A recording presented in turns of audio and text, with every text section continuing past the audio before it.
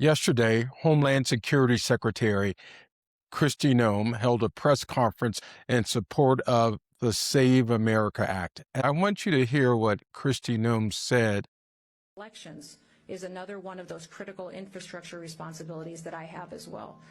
And I would say that many people believe that it may be one of the most important things that we need to make sure we trust is reliable, and that when it gets to election day that we've been proactive to make sure that we have the right people voting, electing the right leaders to lead this country through the days that we have, knowing that people can trust it. There were a few questions that she left unanswered in her full-throated support of the SAFE Act and why it was needed. Who are the right voters? Who are the right leaders that need to be elected? If you listen to the Trump administration, it would lead you to think that it's not left up to the voters to decide who the right leaders are. Trump wants to control all the elections, as he's regularly said. That's what the raid on Fulton County was all about.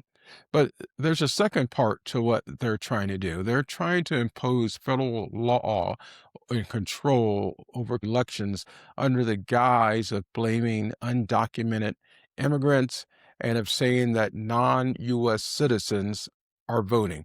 Again, listen to Kristi Noem. If we don't uphold this bedrock principle of representative government, then our nation's choices will be decided by illegal aliens, by criminals, by foreign actors, and people that don't support America being the greatest country in the world.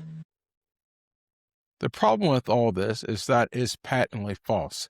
The Cato Institute, which is not liberal by any stretch of the imagination, they're quite libertarian, recently came out with a report that says that it's fictional. And there was recently an audit in several states that Cato talks about, and it shows that there maybe were a half dozen to a dozen or so people who registered who weren't U.S. citizens across 4 or 5 states.